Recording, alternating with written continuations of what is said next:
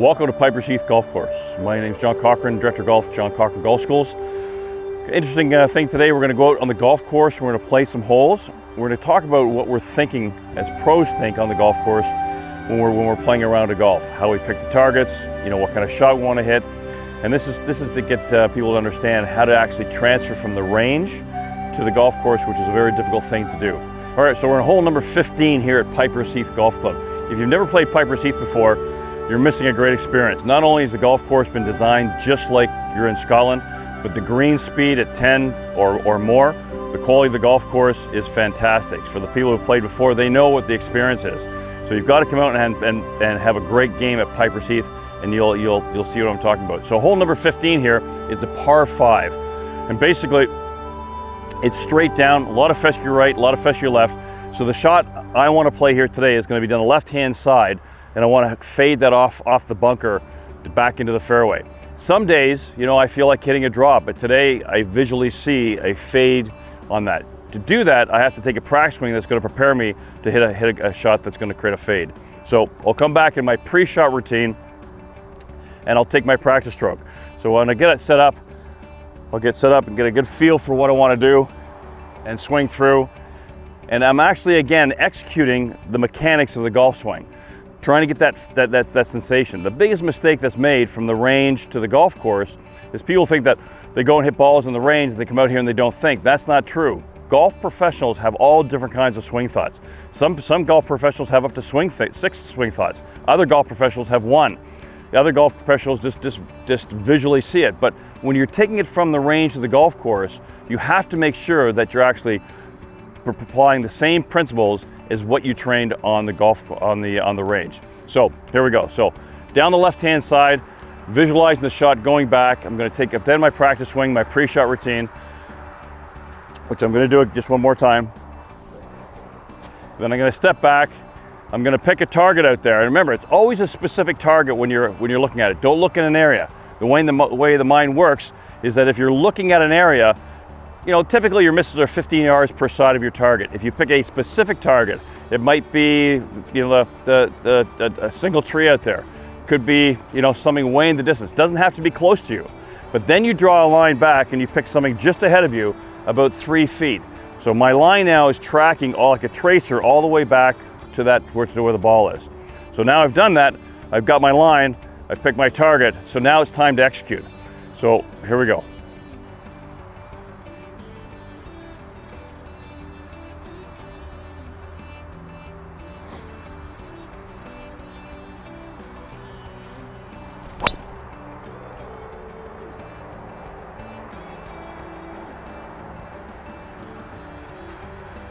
So a good shot down the left-hand side. I would like to have been a little bit more, but overall, a good golf shot, and that'll be just short of the bunker on the right-hand side in preparation for the next shot, because this is a very long hole.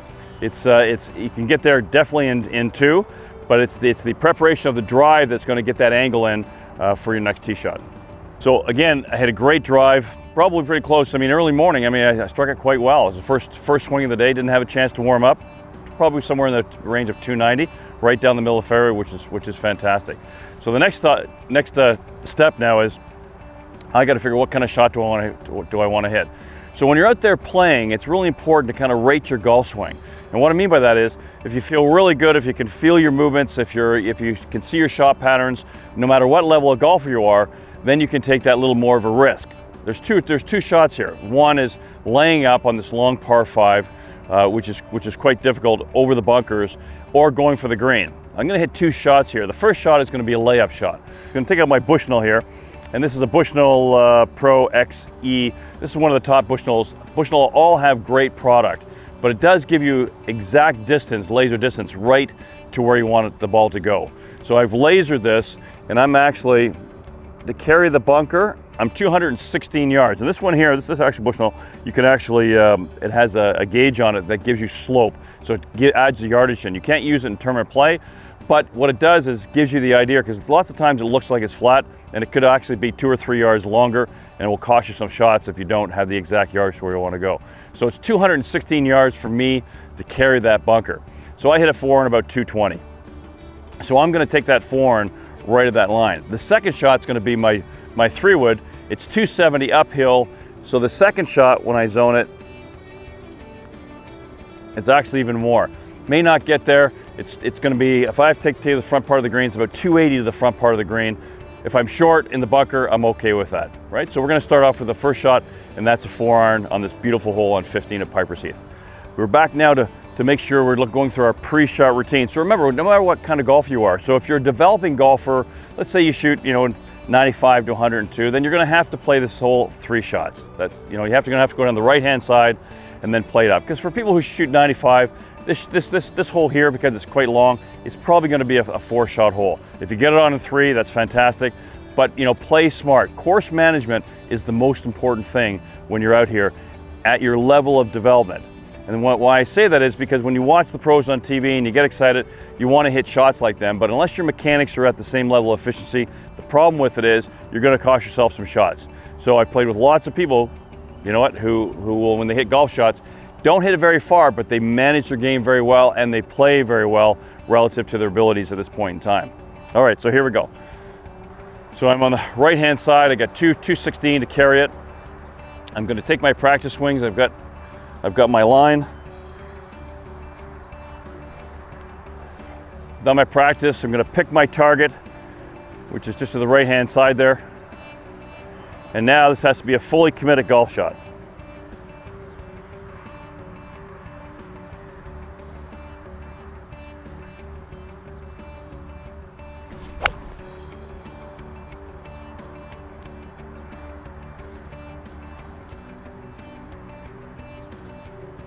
Okay, so I took a little more aggressive line there. I'm not in the bunker, but I'm just short of the bunker in the rough. Still a very good golf shot.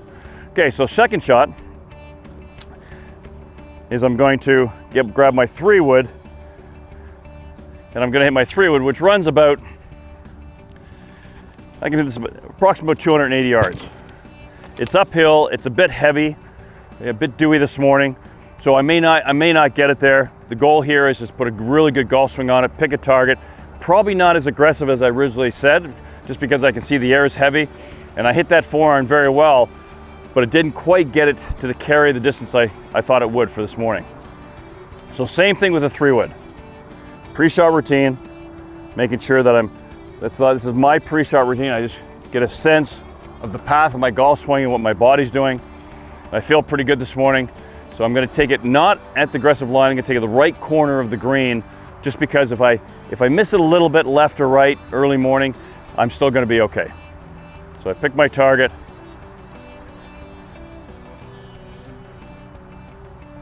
And again, now it has to be a fully committed process and fully committed golf swing.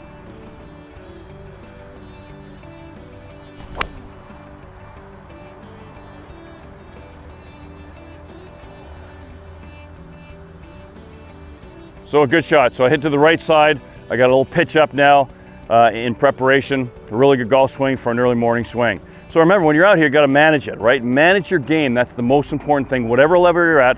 And just think of your categories. I'm between 90 and 100. I'm between 80 and 90. I'm between 70 and... Everyone manages the game differently. And if you do that, you're going to save a lot of golf shots playing smart golf and not trying to play above your abilities at this point in time. You'll get there, but right now, just play your abilities. Okay, so I've hit 2 really good shots, again, for early morning. And we're gonna walk right up the green here. But the reason I want you to walk up the green with me is I want you to see what I see as a professional. And playing on tour, all this experience that I have to put it into play, because I hit a good golf shot, but I hit a little bit left of my line. And I would have carried it onto the fairway, but because I hit a little left of my line, I'm in the rough. So we're gonna take a walk up, have a quick look at where the ball is as we pass. And I wanna show you, I have to make a decision on the lie. Is it sitting up? Is it sitting down? If it's sitting down, I'm going to have a more difficult shot, just because as we walk up, you're going to see that we get bunkers left, we have a height elevation change. And with the Bushnell, again, and you take it, you'll see that from where I'm standing to the pin is 3 to 4 yards up. So I have to add that 3 to 4 yards in. I got wet grass, I'll have to take that into account too. As a developing golfer, you want to look at this shot here and not go for the pin. I'm going to go for the pin because I have the experience. You want to stay to the wider side of the green. Why? Because you have to ask yourself, how many times have you hit a shot uphill over two or three bunkers to a tight pin, it's probably not going to happen, right? And you're not going to be very successful. The next thing you know, you hit it in the bunker and then things snowball and you end up making an 8 or a 9, which you're sitting here maybe in 2 or 3, right? So if you play to the right, chip it up, you got a really good chance at par then. So again, all about course management, manage your expectations and manage your skill levels. That's the most important thing. And that's what I teach my students when we're on the tee line. And working with the best teachers in the world, they teach exactly the same thing. I've been lucky to have that opportunity. So let's take a walk up and let's have a look. So we're going uphill here. We got a bunker right, we got a bunker left, and now I'm going to come up, I'm going to have a look at my lie. So it's wet, not so bad. When I put the club down, I can see that the club actually goes underneath the ball. So I'm a bit lucky because I could have had a really bad lie there with sitting down. So to me, that's like a normal golf shot. I'm not going to fear that at all. Not that I fear it, but I'm not really going to worry about it just for the fact that I know that it will slide underneath, no problem whatsoever. But now as we walk up, you can see that there's not a lot. You can see that there's not a lot of green to work with, and that's another key.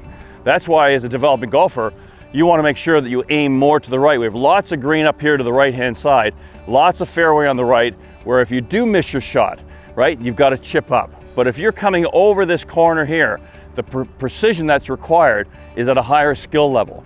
So if you look at where the pin is, I've got a little bit of green to work with, which is great, but from where my ball is to here, there's not much margin of error. So again, think about your course management, where you want to play it. You got lots of green over here to the right-hand side, and as we walk back, so now I've got a feel for the green.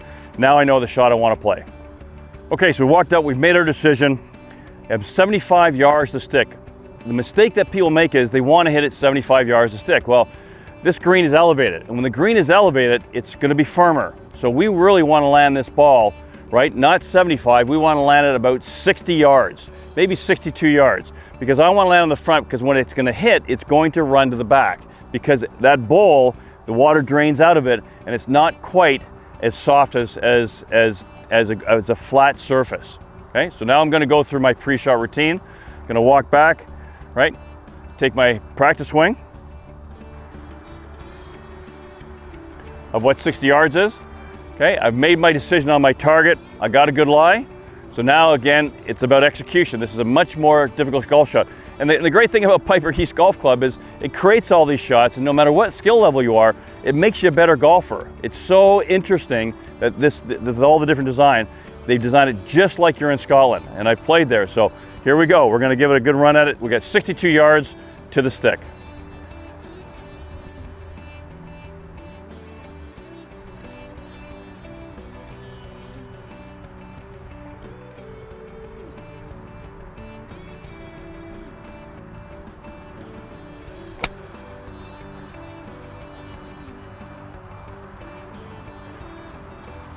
Okay, not a bad shot. Just tugged it, pulled it just a little bit. But again, you know what? I hit a good shot there out of that rough for these conditions. Could I do better? For sure. If I was out here on my own practicing, I'd drop another golf ball and then walk back and go through my routine again and do my best to hit a better golf shot. The reason is, the more times you can hit an extra shot when you're playing on your own and not holding anybody up, is you create visuals out here and you create positive imaging that you can actually perform that golf shot under these conditions, and then you have one for the memory bank, and that's how you perform when you're on the golf course. All right, so here's the 3-wood shot. So you know, again, great shot, played it up to the right-hand corner. It was 292 to get onto the corner of the green. I decided I want to be a little bit closer, but I decided to make sure I was in a position to get up and down the best I can. And as we walk up the green, you're going to see there's a highlight elevation change again, about 4 yards. So I'm 48 yards to the stick. Well, I want to hit this, that's 48 yards with the height elevation. So I want to hit this somewhere around the 40-yard mark. And the reason is, I got to stay left of the pin. When we walk up the green, a huge slope going down. If you land to the right of this green, it's going to go right off the green. So even though this looks like an easier golf shot than this one over here, which it is, there's still some variables there that you have to take into account. Your pre-shot routine is your mental preparation prior to hitting the golf shot. Number one, know your yardage, right? Always, don't guess it, right? I think it is, I think it means you don't know. Know your yardage. Number two is pick your target where you want to land the ball. So you know your yardage, right? I want 40 yards, I got my target, and then you do a practice swing that will emulate that 40-yard shot, which I'm going to do right now. So I'll take my practice swing of 40 yards, right? Which I've got it. Now I know exactly where I want to hit the ball. I want to stay between where my first ball was and the pin, because it should feed a little bit to the right, right? Ball is slightly up. I'm going to play middle back in my stance just to make sure that I clip it well. So here we go. We got the line. Just a little bit more middle back of your stance, so it's a little bit more back of your stance on the pitch shot. And my feet are open on a pitch shot. Your feet are not square on a pitch shot, they're open. We want to hit the shot right here, 40 yards.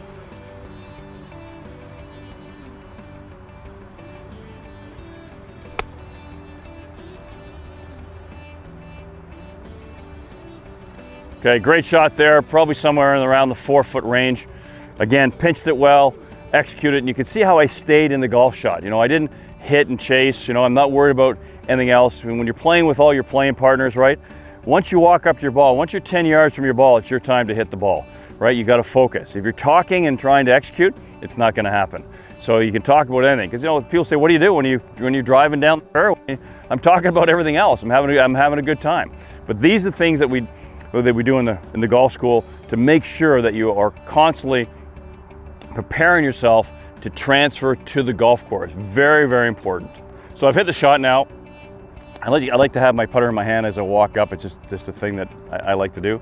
And as you walk up, you know, and you're going to see, you'll be able to see both golf balls, but at the same time, you're going to see the height elevation change. Again, where you have to learn. And again, this shot here was an easier shot, but it was still a high in the difficulty rating.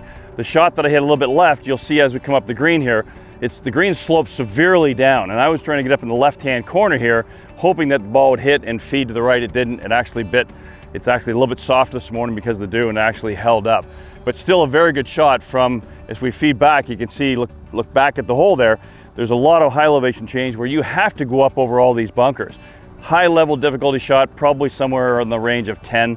This one here would be more like an 8 on the difficulty shot. So you can see as you walk up here, you can see the slope of the green.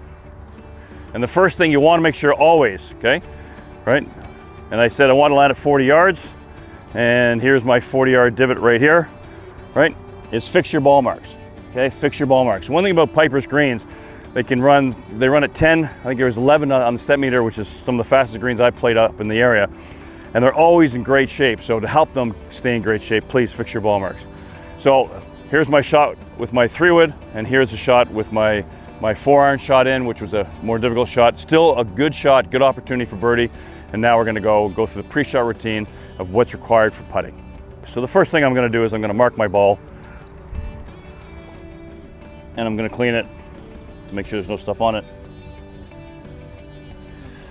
And then I'm gonna make sure that there's nothing impeding my line, which there isn't. So it's a clean line right through. So I'm gonna read it from both sides. You know, normally on downhill putts, anything that's on a downhill putt, you gotta read from the bottom side. You won't get a true read if you're reading it from the top. You have to go to the bottom and look up, and then you'll see a completely different read.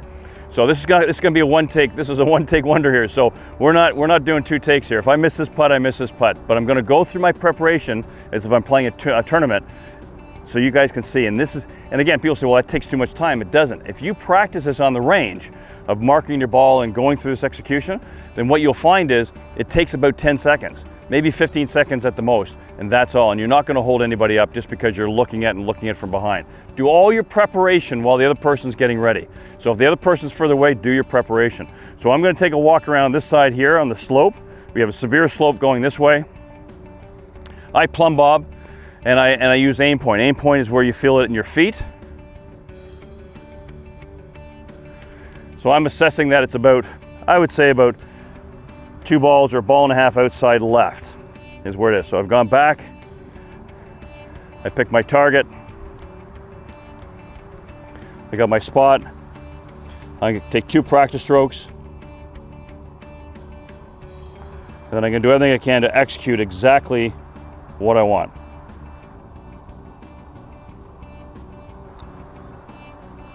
Okay, it didn't break. So I hit it exactly on that line. Maybe it's a little bit of the wet that didn't make it break, but there's a big slope here.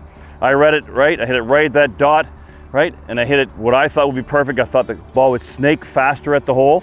It didn't, there's nothing I can do about it, right? All I can do though is I can step back and look at it again, and for the memory bank of reading greens, to be a good reader of greens, you got to assess, and then you got to read the green again. You go, well, what did I miss there? Well, I hit my mark. Well, it was only one ball, it wasn't two balls, and it didn't move as hard. Now maybe during the day when there's no dew in the ground, it might move a little bit more. But in this particular case, I made the decision, I live with it, I learn from it, and then I move on from it. And that's the way you got to do it. You can't worry about what's going to happen on the next hole. If you learn here, you're going to be better on the next hole and the next hole. So remember, you got 18 holes out here to get better. You got 5 hours out here to get better. So your 18th hole of golf should be your best one. So now we're going to go to the next one. This one here is a much tougher golf putt because it's downhill, very fast. It requires your tempo and speed. So how do you get the right tempo? So getting the right tempo is by your eyes. So when you're practicing, look at my eyes. I'm looking at the hole and I'm taking practice strokes.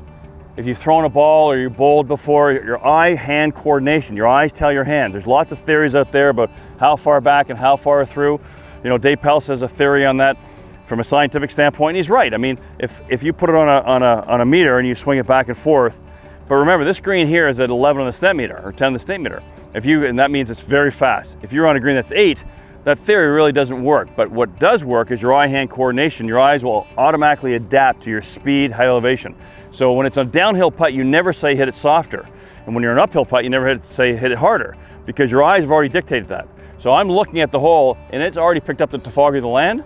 And all I'm doing now is taking my practice strokes, looking at that hole. So now I'm going to go through the same procedure again. I'm going to plumb bob. It tells me it's going left to right. I feel it in my feet. I do a little test of my feet to see if that's the case. And I can feel the left to right there. I've checked my line. Okay, so I can't mark my ball because it's on the fringe, right? So I can't clean it, so I have to leave it the way it is. So I'm just going to do a quick walk on the line and see a couple of ball marks that can be fixed a little bit better.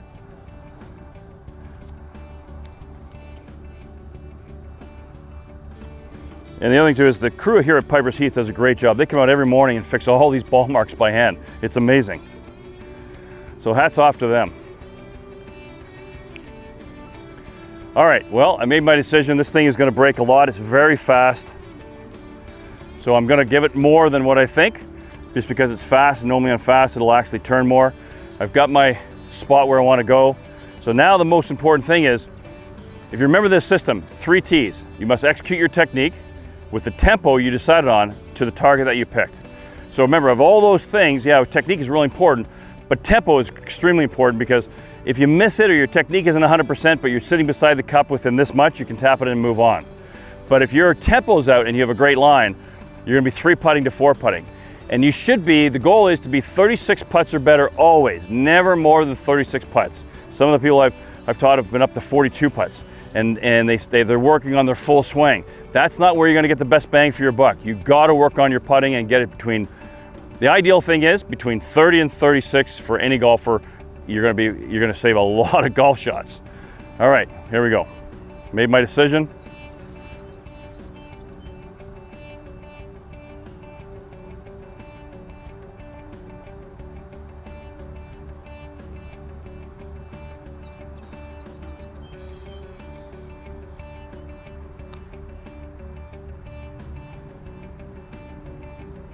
Bingo. Interesting, right? So here I got, this is the game of golf, right? Here I got, this is, let me see, this is about 7 steps of 21, 25 foot putt. And this one over here is a 6 foot putt, and I make the 25 footer, but I don't make the 6. It doesn't mean I'm a bad putter in 6 feet. It means I committed to this line as much as I committed to that line.